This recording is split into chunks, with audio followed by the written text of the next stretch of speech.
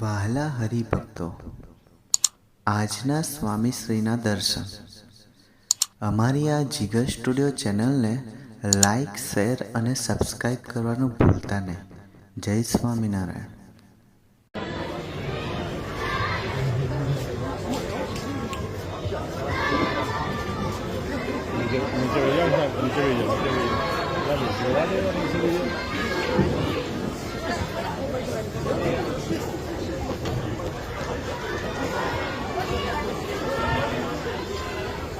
તો નહીં કરું, પછી થોડા ઉપર રાખો, માથે નહીં, થોડા ઉપર રહો.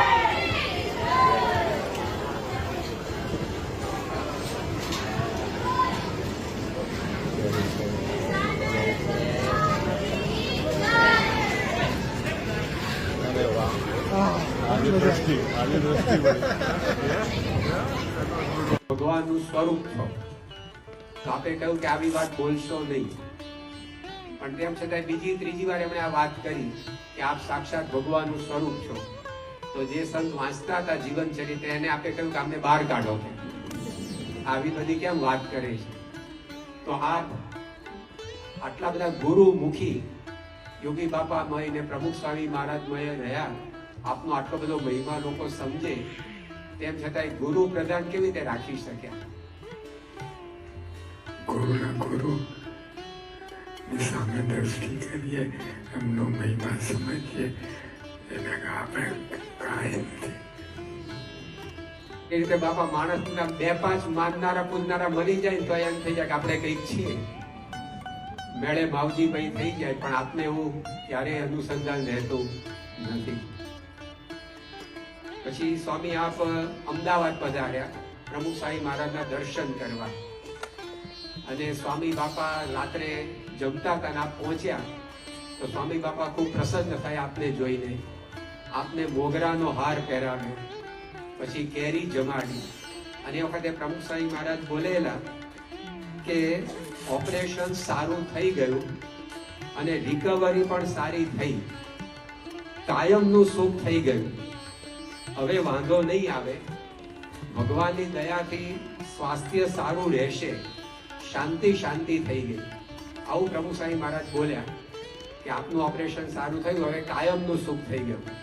તો બાપા કાયમનું સુખ થઈ ગયું એવું જણાવીને સ્વામી બાપા શું કહેવા માંગે છે? આ લોકની દ્રષ્ટિએ તો હવે વાંધો નહીં આવે.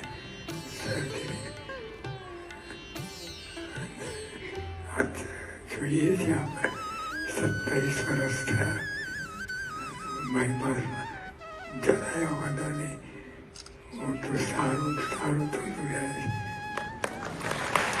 પરમ પૂજ્ય સ્વામીશ્રીએ પોતાના સ્વાસ્થ્યનો રિપોર્ટ આપણને જાતે જ આપ્યો, સારું સારું થતું જાય છે. તો બાપા અમે પ્રાર્થના કરીએ છીએ કે હજી વધારે ને વધારે સારું સારું થતું જાય.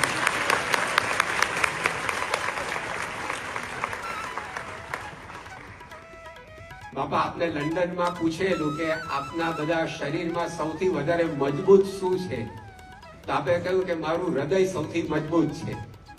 અને ડોક્ટર તેજસ પટેલ વગેરે પણ એવું કહ્યું છે આપનું શરીર જોઈને તપાસીને કે આપનું હૃદય એટલું મજબૂત છે કે 100 વર્ષ સુધી વાંધો નહીં આવે, એવું ડોક્ટરનું આ પ્રમાણ છે. પણ બાપા અમારે આપના હૃદયને વધારે હજી મજબૂત કરવું છે, અને આપે પ્રમુખ સ્વામી મહારાજ એવું કહેલું કે ઓછામાં ઓછા 108 વર્ષ સુધી આપ અમારી વચ્ચે રહેજો. તો અમે પણ શું કરીએ તો આપનું હૃદય વધારે ને વધારે મજબૂત થતું જાય?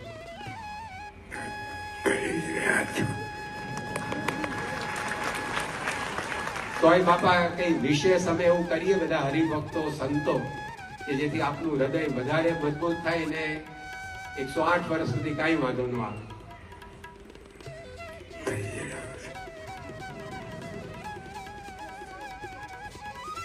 એક બાપા માળા પ્રદક્ષિણા સમસુરતા શું કરીએ? કરી જ રહ્યા છો.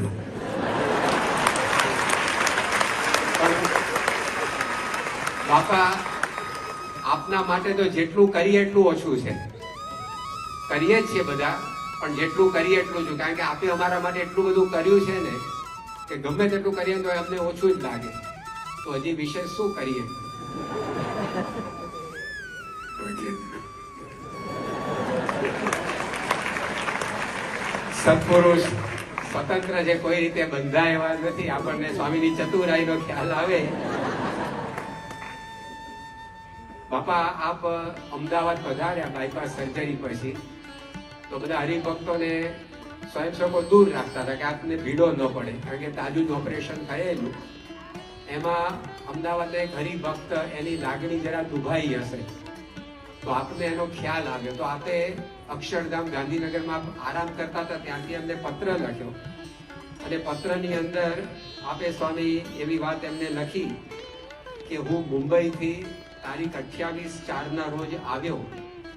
બધા હરિભક્તો પગે આવતા હતા, તેને સ્વયંસેવકો રોકતા હતા.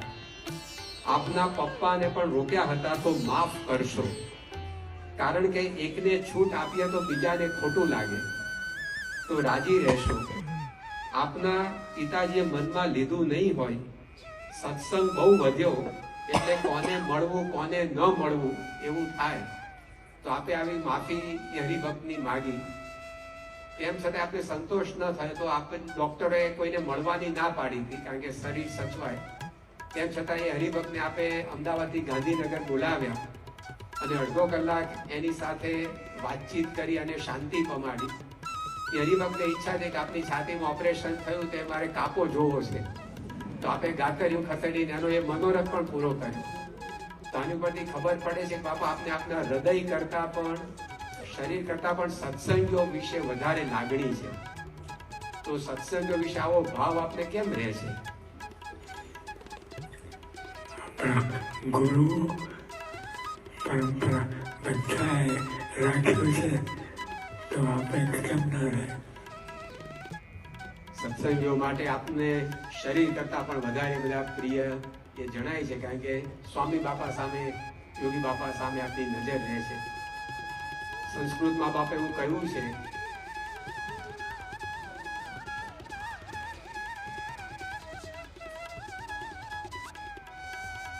શ્રી સ્વામિનારાયણ ભગવાનની જય. પરમ પૂજ્ય સ્વામીશ્રીનો ખૂબ ખૂબ બાપા અમે આભાર માનીએ કે આજે આપે ખૂબ જ અમને આપના હૃદયની વાતો કરી. અમે અક્ષર પુરુષોત્તમ મહારાજને પ્રાર્થના કરીએ છીએ કે આપનું એટલે થિંક ડિફરન્ટમાં ત્રીજો મુદ્દો, family is important then work, family is important then money, and family is important then your social relations. બાર લોકો જુદી રીતે સમજે છે કે ફેમિલી તો છે જ નહીં યાર, 24 કલાક ઘરમાં જ હોય છે, રાત્રે 11 વાગે જઈએ તોય વાઈફ દરવાજો ખોલે જ છે ને. Taken four granted. અહીંથી થિંક ડિફરન્ટ. દુનિયા ફેમિલીને ટેકન ફોર ગ્રાન્ટેડ છે, આપણે ટેકન ફોર ગ્રાન્ટેડ નહીં, ટોપ પ્રાયોરિટી. કારણ કે એ છે ને તમારા આનંદ અને એનર્જી બંનેનો સ્ત્રોત ફેમિલીમાં છે. ત્યાં સરખું ચાલતું હશે ને તો ઓફિસમાં રોટરીમાં બે જગ્યાએ સેવામાં સારું ચાલશે, અને ત્યાં ડિસ્ટર્બન્સ હશે ને તો બે જગ્યાએ ડિસ્ટર્બન્સ. એટલે કયા એટીટ્યુડથી જીવવાનું ફેમિલીમાં? તમે પ્રિન્સિપલ બ્રેડ વિનર હો ને તો પણ ફેમિલીમાં એમ જ સમજવાનું કે જેમ બાકીના 4 જણા 5 જણા છે ને એમ જ હું છું. અને ખરેખર આપણું તત્વજ્ઞાન પણ કહે છે કે આ શરીર તો છૂટી જવાનું છે, પણ આ બધું રહી જવાનું છે. એને ભોગવી શકવાના નથી. તમે પ્રાપ્ત કર્યું છે, તમે પેદા કર્યું છે, તેને તમે નહીં ભોગવી શકો, ગમે એટલા ઉપાય કરશો તો પણ એ જવાનું જ છે. તો આ જે જ્ઞાનની વાત કરી સ્વરૂપ નિષ્ઠાની, કે સ્વરૂપનું બળ, તો અર્જુનને બળ હતું તો નિરાંતે ઊંઘતો હતો. એને નહીં કે કાલે સવારે મૃત્યુ થવાનું છે. મૃત્યુ તો છે જ, મૃત્યુ થવાનું જ છે. ગમે એટલા પ્રયત્ન કરશો તો શરીર જવાનું છે, રહેવાનું નથી. આપણે જોઈએ છે કેટલાય ગયા ને આપણે જવાના છે. પણ જો એવું જો આપણું સ્વરૂપ ભગવાનનું બળ હોય તો ભલે આ તો બધું આપણે બધા કંઈ નાશવંત છે, બધું નાશવંત છે જ, જોઈએ છે નજરો સમક્ષ ચાલ્યું જાય. પણ આપણો આત્મા છે ભગવાનને પહોંચી છે. એક મોટી વાત પેલું જેમ થાય છે ખલાસને મકાનને.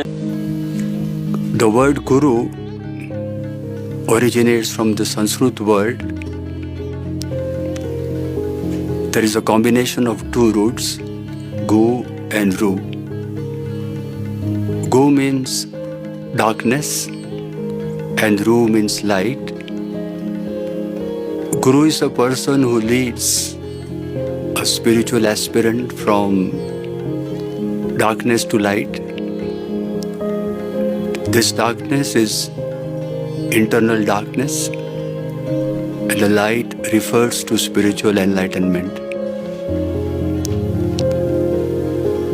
The 19th century world-renowned Swiss psychiatrist Carl Jung, he writes in his book Memories, Dreams and Reflections, I quote him, he says, "In my darkness, I could have wished for nothing better than a real life guru, someone possessing superior knowledge and one who would have disentangled from me the involuntary creations of my imagination." It's very important to know the qualities of a bona fide guru, a true real guru.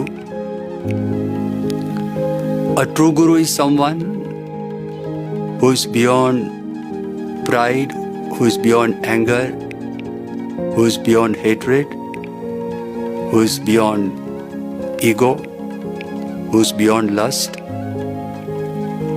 He is someone who is in a state of eternal supreme bliss. Guru is someone who is in constant communion with God. He has fully realized God. And when someone comes in contact with a true guru, his life changes for the better. Transformation is difficult. The famous British poet Auden, he says in one of his poems, in one of his writings, we would rather be ruined than changed. A person finds it difficult to transform himself, is prepared to ruin his life. There are many intellectual people who are addicted to vices. They find it difficult to give up vices. But when they come across a true guru, they find strength to give up their addictions. If they are living a life of abundance and they find it difficult to shed that life, when they come into contact with a true guru, they can live a life with restraint. Again, it becomes very difficult for a person to control his temper, to go beyond ego. But when a person sees the life of a true guru, his very presence makes him feel humble. The most important thing which a guru can give to a spiritual aspirant is develop faith in God. On 30th of June in the year 2001, Pramukh Swami Maharaj, Abdul Kalam, there was a meeting between Abdul Kalam, the late President of India, and Pramukh Swami Maharaj in Delhi. And he showed the vision 2020 to Pramukh Swami Maharaj, and he had come for guidance. And Pramukh Swami Maharaj said, "You have talked about 5 important areas in which, if India develops, so after a few decades, it can become a developed country." And Pramukh Swami Maharaj suggested a 6th principle. He told Abdul Kalam to help people develop faith in God. And eventually, gradually over a period of time, Abdul Kalam came to accept Pramukh Swami Maharaj as his ultimate teacher, who led him to the highest spiritual ascent of life. And he had that realization that Pramukh Swami Maharaj had held his hand and led him towards God. A true guru helps a person develop faith in God and eventually realize God. I began with a quotation of Carl Jung, and I would like to conclude with a very famous Sanskrit verse which talks about the greatness of a true Guru. It says, Gurur Brahma, Gurur Vishnu, Gurur Devo Maheshwaraha, Guru Sakshat, Param Brahma, Tasmai Shri Gurave Namaha. This means that Guru is Brahma, Guru is Vishnu, Guru is Maheshwar, he is Sakshat Parabrahma, means he is equal to God.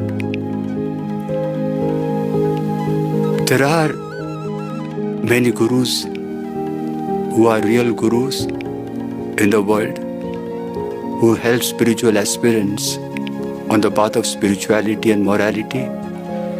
One such guru was Pramukh Swami Maharaj, the inspirer and creator of many Akshardhams around the world.